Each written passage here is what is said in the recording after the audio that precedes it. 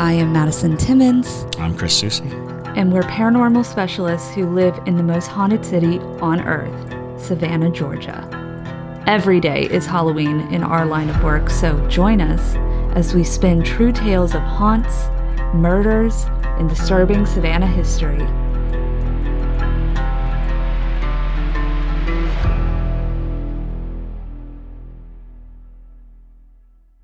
I'm Madison. I'm Chris. And welcome to the most haunted city on earth.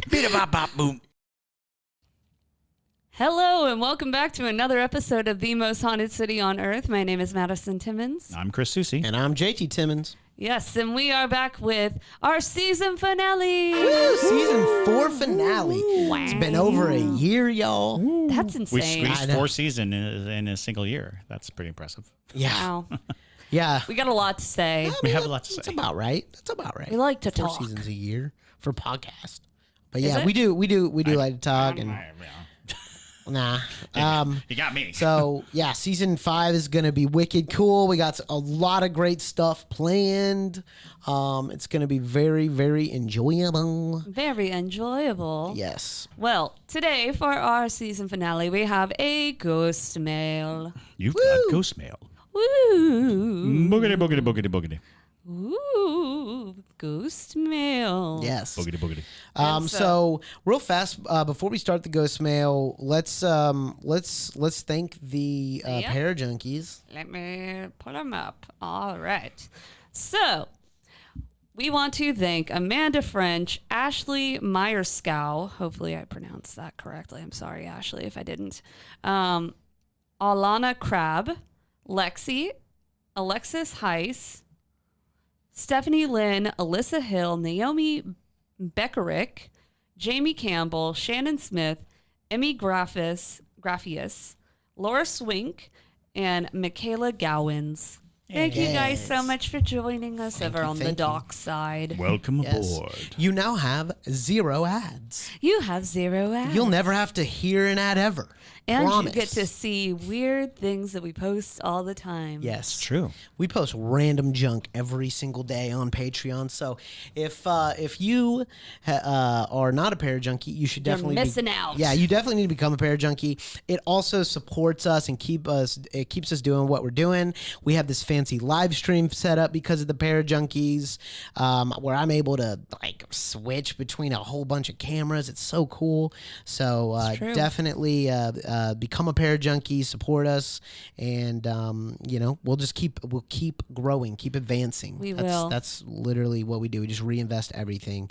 So anyway, all right, and let's go ahead and jump into the ghost mail. Actually, before we jump into the ghost mail, let's tell everybody what we have done today. We did a birthday episode, but before that, let's just talk quickly about. We've had a day. Yes, we have had a day. We have had a day. Well, so first, yes, we woke up super early in the morning. JT and I got coffee. They did not have nitro. JT was very upset about that. very.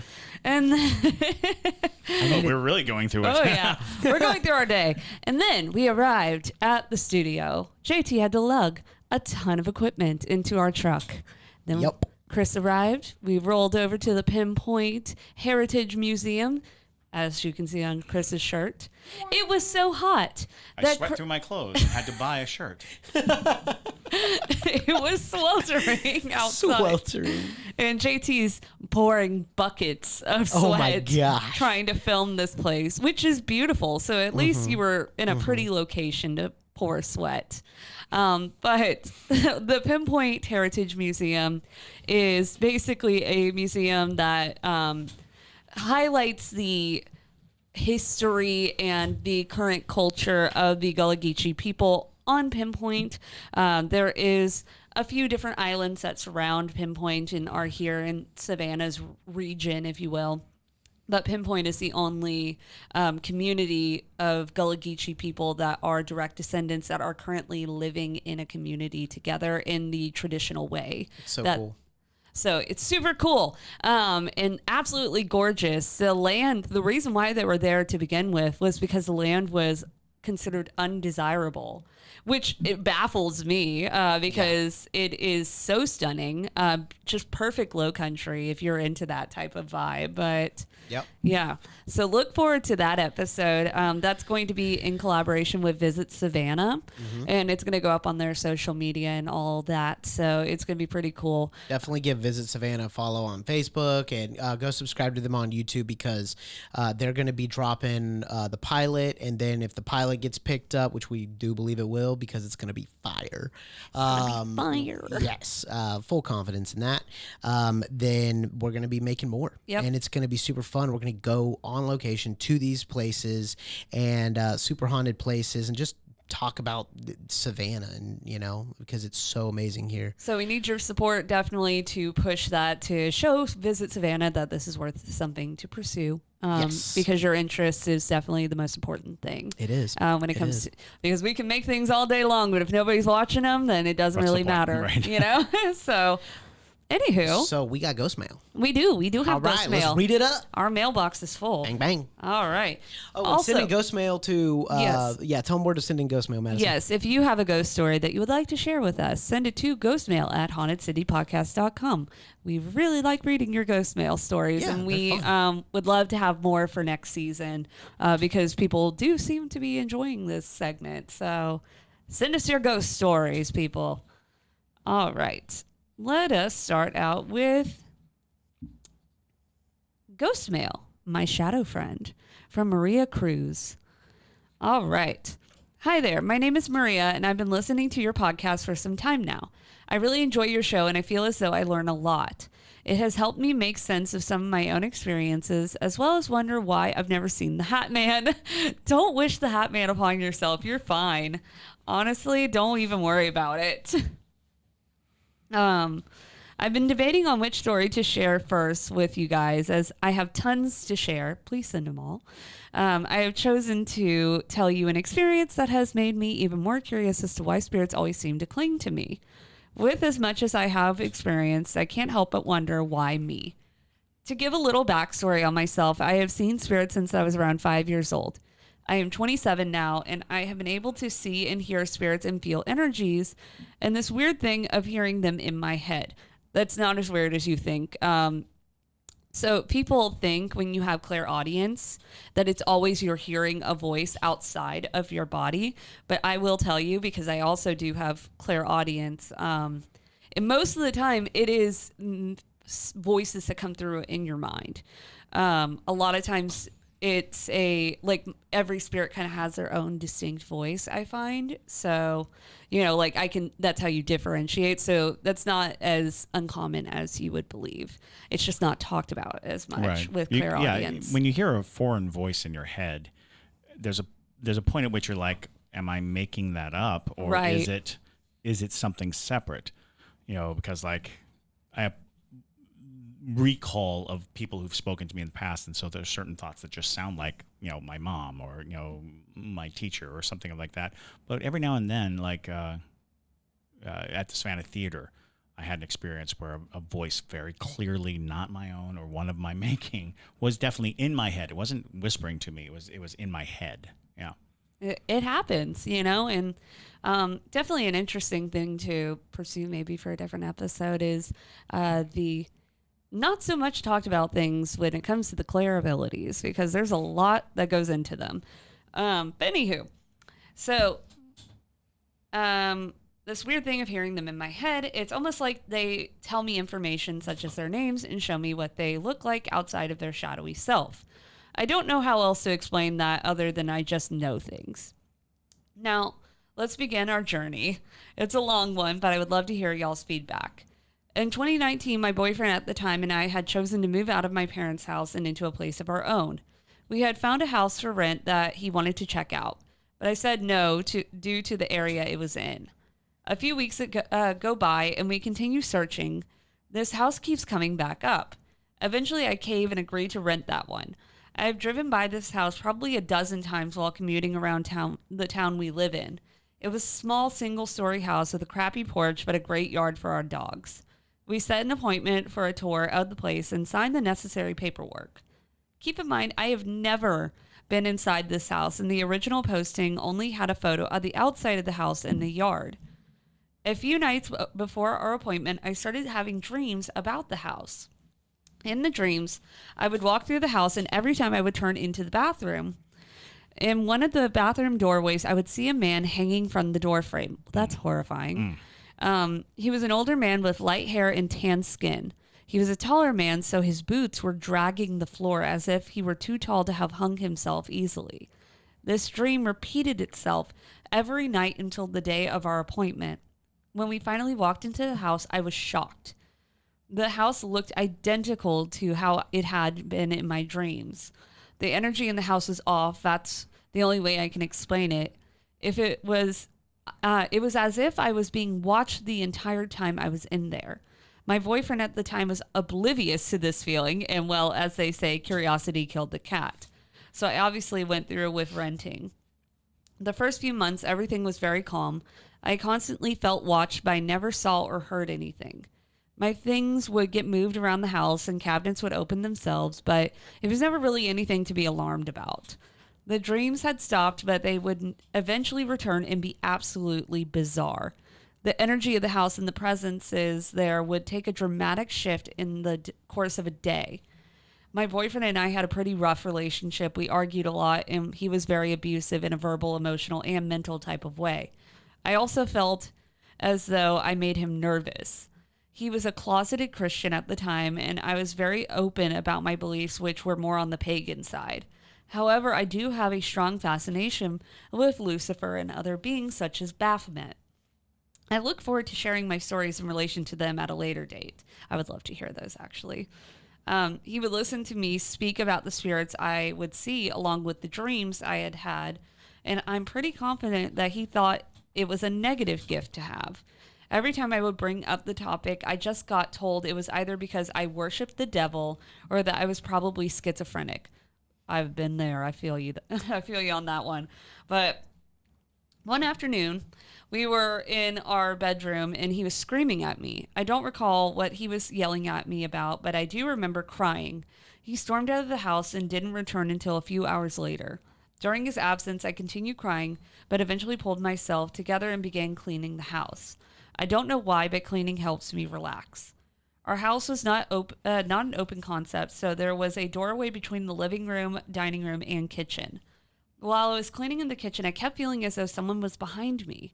I never caught a glimpse of what it was, but it was a very eerie feeling. I finished cleaning and went to sit on the couch. As I was scrolling through my phone, I kept hearing, "Look up," over and over in my head. Of course, instead of ignoring this, I looked up to see a black figure peeking in the doorway. It was solid black with longer pointed-like fingers that wrapped around the door frame. I was frozen to the couch. I got this weird feeling that this had been the being that was watching me. I heard the key in the lock on the front door and it turned to look. As my boyfriend walked in the house, I immediately turned my head back to the doorway and the figure was gone. As my boyfriend shut the door, he jumped back and started yelling about bugs being everywhere. I rushed over and looked and noticed that there weren't any bugs there. For lack of wanting to argue, I said I would take care of it and he could go do whatever it was he was going to do. This happened multiple times over the course of the night, and I would continue to see my long-fingered shadow man in the doorways. We settled down in the living room to watch a scary movie, appropriate after you have a really freaky encounter. And I noticed my new friend hanging in the doorway. It was oddly comforting to know that he was there. To my surprise, my boyfriend ended up looking up and seeing him in the doorway. I acted like I knew nothing and asked what he saw. He described the being as tall and dark with longer fingers and a creepy grin. At this point in time, I hadn't even seen the grin. I told him it was probably fine, and we finished the movie and went to bed. My boyfriend was in and out of bed all night, and I kept hearing loud banging. I minded my business, again from lack of wanting to argue. The following morning, I woke up, and he was sitting up in bed staring at me like he'd seen a ghost. Lord. He said there was a giant spider above my head, but there was no spider. He then told me that he was up all night because there were bugs all over his body. Every time he tried to lay down, and that when he was able to lay down, something would pull his ankles. So the loud banging I mentioned was him freaking out, trying to get imaginary bugs off of him. This went on for days.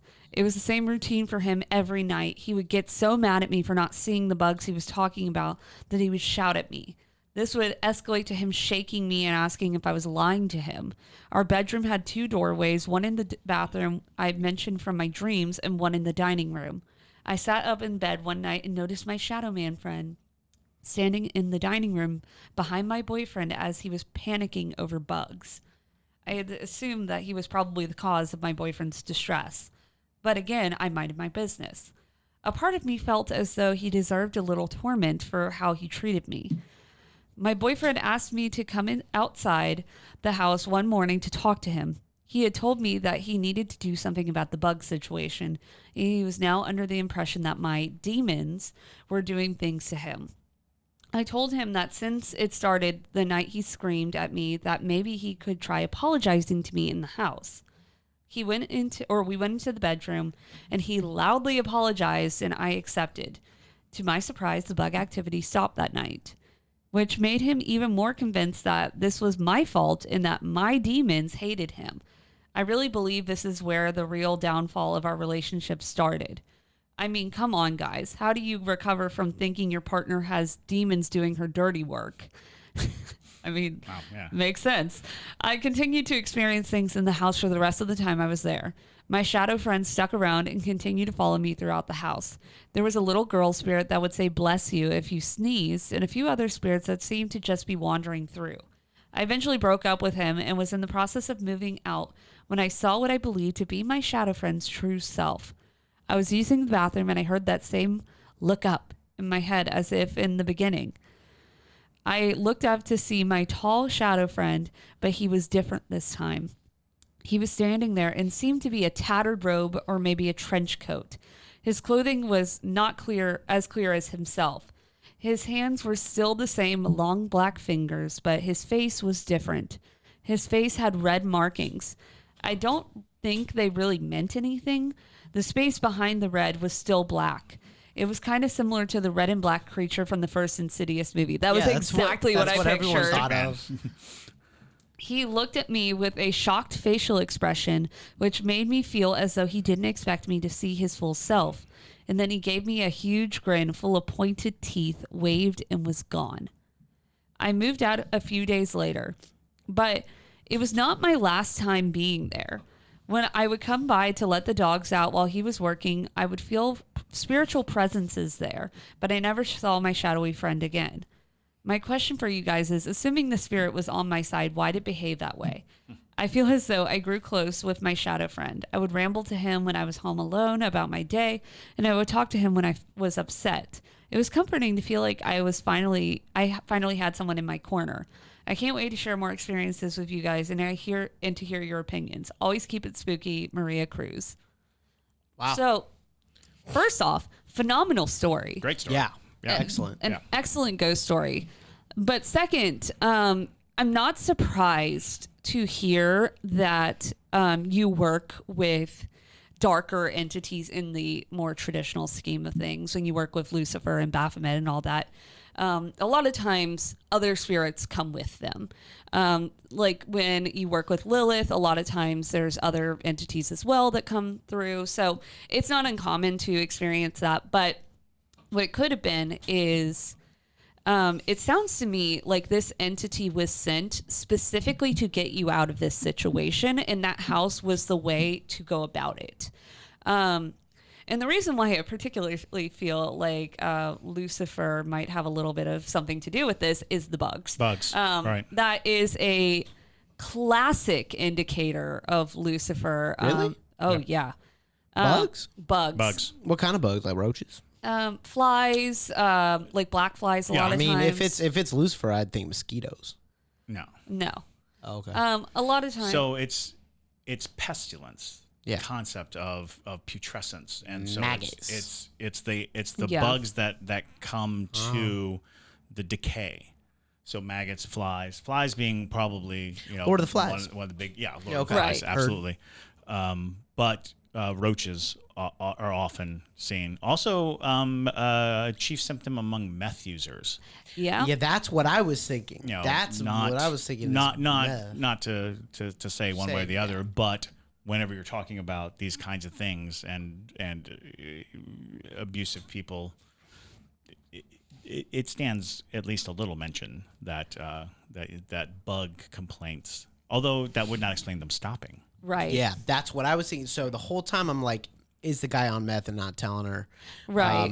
And then all of a sudden they stop, and I'm like, well, maybe not. Yeah. So, and that's where my point is if you are, I don't know what your relationship is with Lucifer or anything like, or Relation, okay. well, so when you work with entities, it's a relationship, and it's usually one of a worshiping sort of status. I don't mean in the relationship sense of like a romantic sort of relationship or even a platonic relationship. You don't really become friends with your deities, but I don't know if he's maybe like one of your patron deities or something like that. So I'd love to hear. Well, it lives in that realm. We had talked earlier about guardian demons, Right, as well as guardian angels, and the concepting of that, because the red face is interesting, and funny that you would bring up the Insidious character, because it is born from the notion of a darkened spirited demon or dark spirit attempting to look human, to be presentable.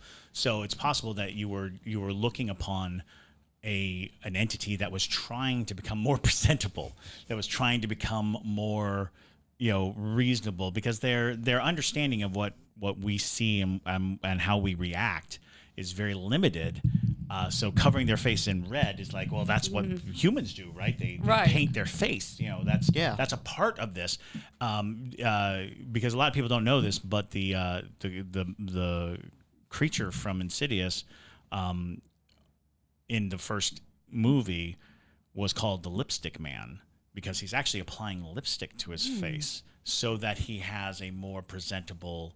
Because he's a demon, he's a cloven-hoofed monster come to wreak havoc, but in his desire to be a part of the human world, he is masking himself. Also, if you haven't watched the new season of Black Mirror, watch the second episode. Or no, that's not the second episode. Last episode, isn't it? Is it? The disco? Yeah. Yeah. Yes. Yeah.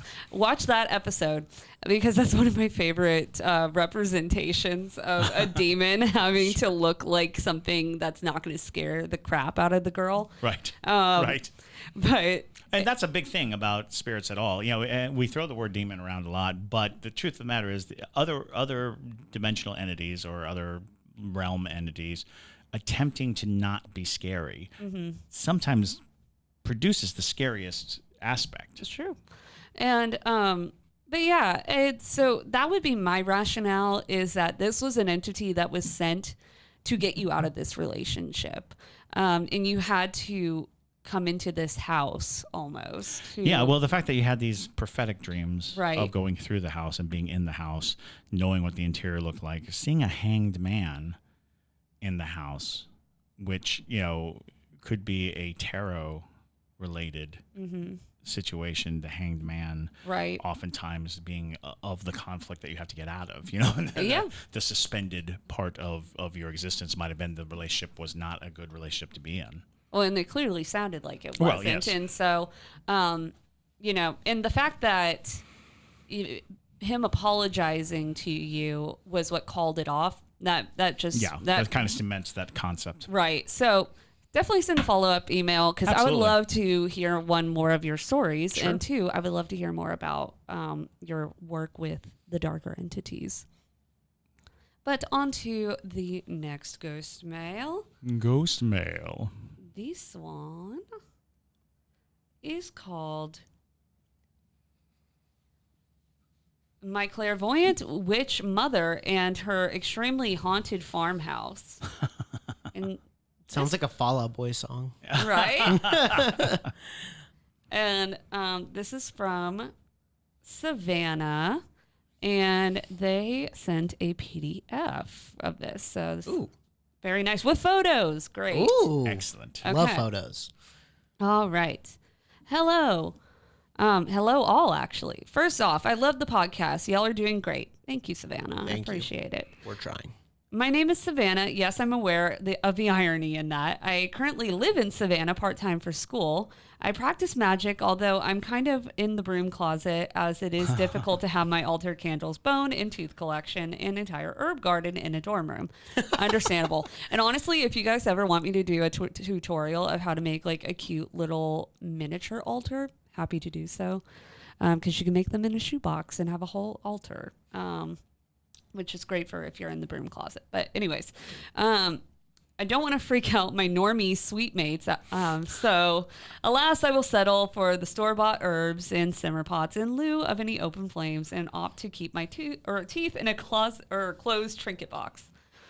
I am no particular sensitive to spirits, but have always been surrounded by people who are my mother, grandmother, and my best friend. My mother also considers herself a witch and actively practices Wicca. She has always been extremely sensitive, but I don't think she will ever write in. So I'm doing it for her. So hold on tight because it's a long ride. Here goes my mother's ghost mail of living in an extremely haunted house in all caps. I will try my best to get the details correct on some of these stories, but most of it was before I was born, so I will just tell what I remember.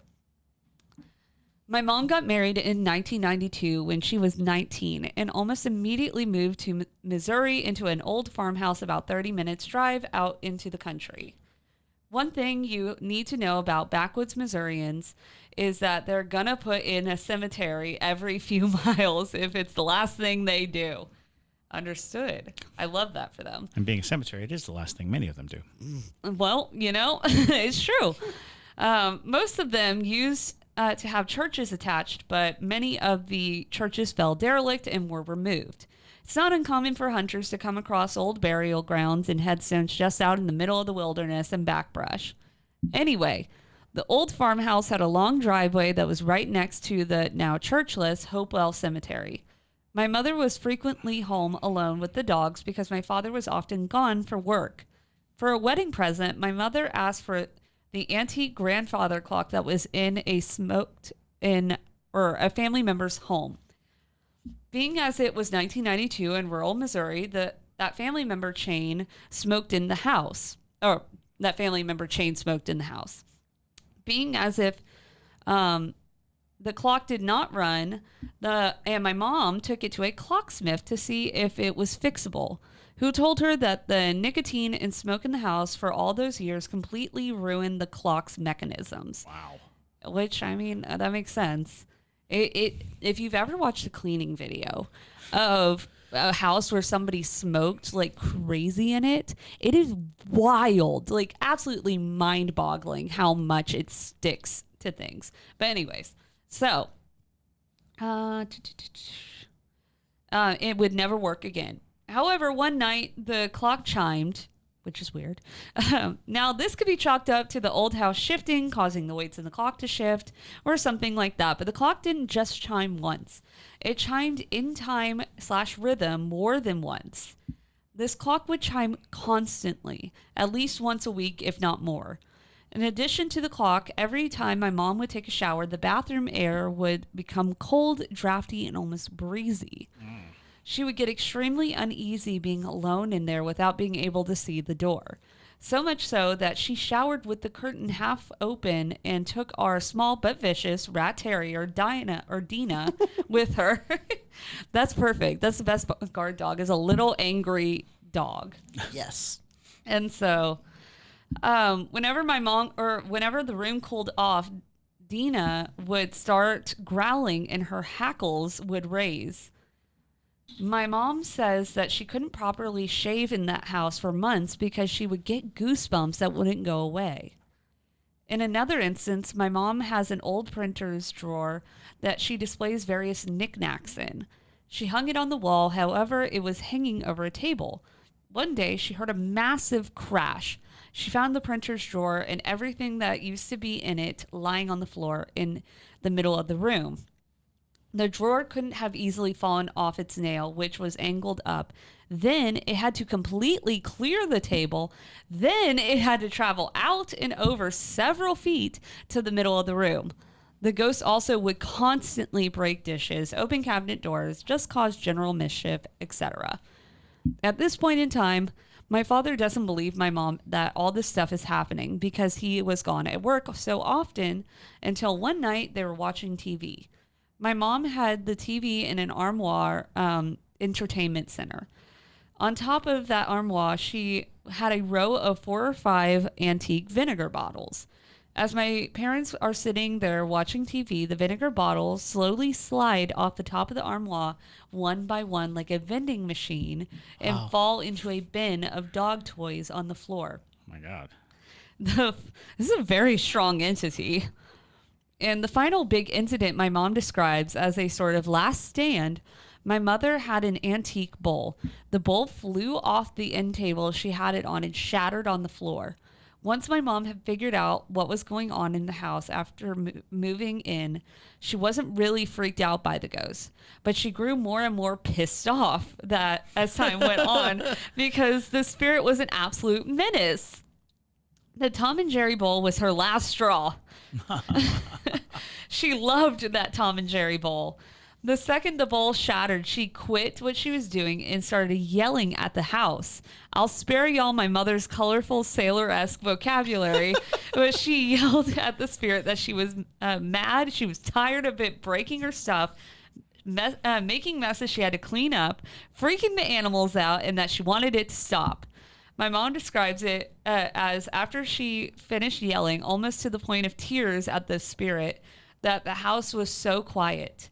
The kind of quiet like when the power goes out and your ears sort of ring. Sure enough, nothing ever broke again. I'm sure it didn't. Yeah. And my mom says that she could still feel a presence, but he never broke anything again. When she talks about it today, she says that she never felt threatened, but it was more of a nagging, pestering, mischievous energy. Not evil or bad by any means, other than the bathroom making her uneasy. When they moved out of that house, the owners of the farm it sat on had it torn down. My mom recalls a beautiful willow tree in the front of the house. It sounds like the Conjuring house to me. It really does. Yeah. I mean, magnificent, healthy, giant, ancient, huge, gorgeous. You get the picture. My mom says that she went to visit the property not very long after they demolished the home, and the tree was very sickly and ill. She said that the energy on the land felt sorrowful and full of grief. Again, she returned and the tree was completely dead within a month of the house being torn down. Whoa. That's crazy. She says that the second time she went back, the atmosphere felt empty. No spirit, no energy, no house, just the dirt in the field. She thinks that the tree, the spirit, and the house were energetically connected somehow. I don't know if the cemetery has anything to do with it. However, it might as well have several family members buried there, or they have stones there. Let me repeat that. However, it might as we have several family members buried there, or they have stones there. It could also just be a spirit my mother picked up along the way, or recognized her as someone who would be able to interact with her or with it. We also had a spirit who would walk down the stairs and round the corner in our house, another farmhouse, LOL, but no crazy history in this house or the land. We would turn on the radio in the middle of the night, full volume, turn on the television and play music only my mother could hear. She said it sounded like muffled music from outside or the other room, just quiet enough she couldn't tell what song it was. My mother also receives phone calls in her dreams from my now deceased but still dearly loved uncle, who will tell her not to worry, that someone has joined him and everyone is okay. Wow. And then we will learn the next day that a loved one has passed. My mother also often hears our deceased corgi's nails clicking on the hardwood floor, or feel her jump onto the bed and cuddle into her legs in that hazy space in the early morning between sleep and waking. That's really cute. Yes. She also predicts pregnancies through dreams, and she has had several instances of sleep paralysis with a possible hat man, question mark. I don't know if he was wearing a hat, but bro was definitely a lurker. she she just described him as a dark figure, then wouldn't go into it more. I have also included some photos of the property, the cemetery, my mother at the time. I'm not saying that they were inspired by my mother to cast Nicole Kidman in Practical Magic, but they definitely were. And a photo of Sweet Dina. I tried to find some old pictures of the farmhouse itself, but they seem to have been lost to time. I'll see if I can hunt some down somewhere. Anyway, there's a way too long synopsis on my mother, who I am thinking might be some sort of clairvoyant. It sounds like your mother has like a mod podge of different clair abilities, but would love to hear you guys' thoughts on her experiences and abilities, specifically the situation with the tree. I think I just need to write her biography at this point, LOL. I was going to say that. Seriously. She's a great writer. Yeah, seriously. Thanks for everything you guys do. Love the pod, Savannah. And so here is a map of the area where the house would have been. And if you're watching on YouTube, we'll insert all these photos as well. But here's where the general house would have been. There's the cemetery. They're right next to a creek, which doesn't help the the spiritual activity, especially being right next to a cemetery. But this is where the old church area would have been, so it would have been on that side. And then you're so right. Your mom does kind of look like Nicole Kidman in Practical Magic with the long red hair. And then there's one image of a map where it just says it's literally in the middle of nowhere. And then the puppy, the rat terrier, Dina. The protector. Yes. And then we have some photos at the cemetery as well. Super cool story. Gosh, the tree thing is hard to wrap my head around. Well, so willow trees, famously ground zero for supernatural activity. Spirits can be trapped in willow trees. Spirits can be drawn to willow trees. In fact, in some cultures, they will use the branches of a willow tree to perform exorcisms. So a willow tree is a ground zero supernatural tree to start with. And then when you compound the interest, willow trees are the strange source of the word Wicca that we use, because it's from wicker, Right. and the wicker was made from willow trees. So the weaving and the actual act of binding things. So it's not unheard of that properties that have a willow tree on them are woefully haunted, because some people believe that the tree itself is harboring spirits or holding spirits. There's a lot of ways to go about that, but that is certainly one folklore belief behind like the significance of a willow tree, especially one that dies after the house has been demolished, because it could have had a symbiotic relationship with the spirits of the house. And when the house is gone, the identity of spirits oftentimes goes up into question. Because even spirits that have lost all identity otherwise, they still are like, this is my house, this is my property, these walls are the walls that I've always known. And so even in remodeling, when you change it, spirits can start to flare up because you're changing their identity.